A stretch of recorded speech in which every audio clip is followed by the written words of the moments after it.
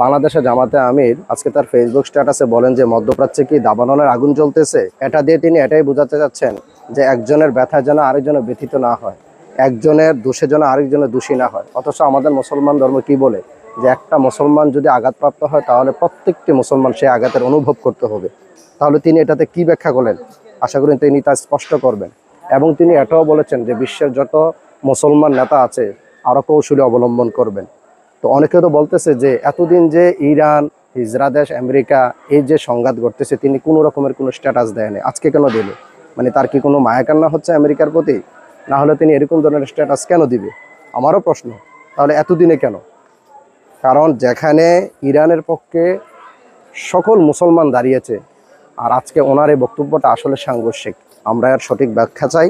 উনি কি আসলে আমেরিকার প্রতি কোনো মায়া কান্না দেখাচ্ছে? যদি না দেখিয়ে থাকে আশা করি উনি ওনার বক্তব্যকে স্পষ্ট করবেন।